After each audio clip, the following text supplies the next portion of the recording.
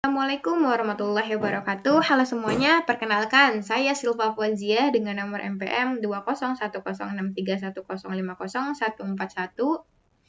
Saya adalah salah satu mahasiswi dari kelas 2D Program Studi Pendidikan Matematika Fakultas Keguruan Ilmu Pendidikan Universitas Perbangsa Karawang. Dan tujuan video kali ini adalah untuk memenuhi salah satu tugas mata kuliah saya, yaitu Penjas, yang akan berjudul tentang agar efektivitas dalam pembelajaran daring.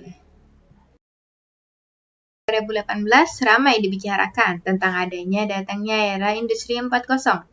Namun sebagian dari kita masih sulit mencerna seperti apa penerapan di dunia pendidikan Indonesia. Bahkan seorang pemimpin PTN di Indonesia pada saat tersebut sudah menyampaikan adanya ancaman terhadap pendidikan Indonesia jika tidak segera mempersiapkan diri dengan teknologi dengan hadirnya virtual academic course yang menawarkan kuliah kelas daring. Memang harus disadari, era teknologi informasi ini merupakan era distribusi. Sebuah institusi dapat menghadapi keberangkutan karena tidak mampu menyesuaikan perkembangan teknologi, khususnya teknologi informasi. Pada masa pandemi COVID-19 yang datang pada akhir tahun 2019, keadaan memaksa kita untuk mulai menggunakan sistem pembelajaran daring. Banyak peneliti yang menganalisa efektivitas pembelajaran daring yang dapat dilakukan selama pandemi COVID-19. Hasil penelitian yang dipublikasikan mengidentifikasikan bahwa pembelajaran daring terdapat kelebihan dan kekurangan. Pembelajaran daring kurang efektif. Proses pembelajaran merupakan proses transformasi pada seorang pembelajar. Transformasi yang dimaksud adalah perubahan dalam pengetahuan, sikap, dan tindakan menjadi lebih baik secara kuantitas dan kualitas.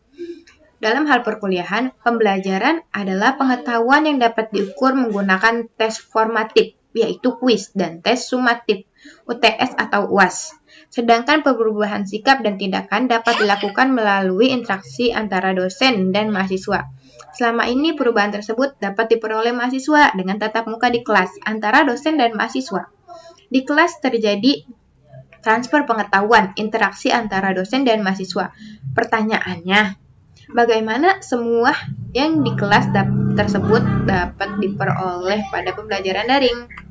Jika kita kembali mengingat SKS Satuan Kredit Semester dalam Permendikbud nomor 3 tahun 2020 tentang Standar Nasional Pendidikan Tinggi.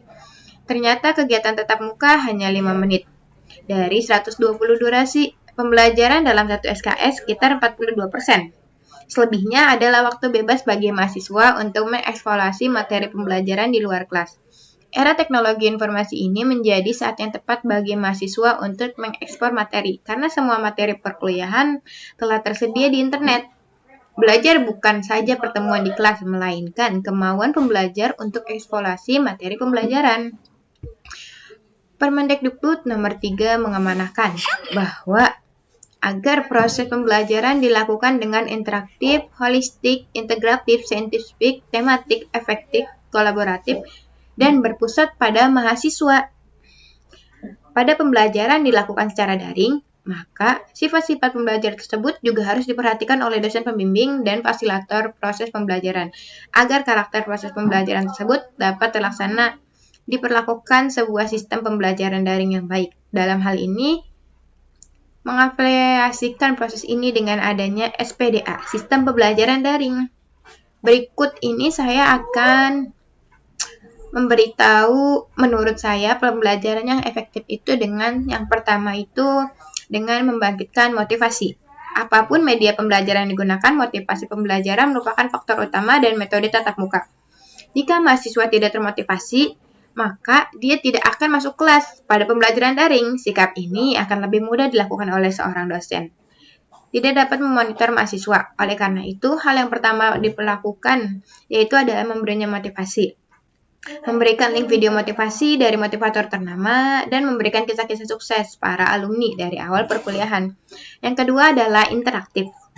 Pembelajaran tatap muka hanya 42%, sehingga dosen tidak seharusnya menganggap bahwa tatap muka adalah segalanya, sehingga mengharuskan adanya pertemuan live dengan mahasiswa. Selain akan menghabiskan kuota, data mahasiswa juga waktunya memang tidak fleksibel, maka terjadi interaksi perlu terjadi perhatian utama, walaupun tidak harus secara langsung. Sehingga tidak baik dalam pembelajaran daring seorang dosen hanya mengupload materi tanpa ada basa-basi.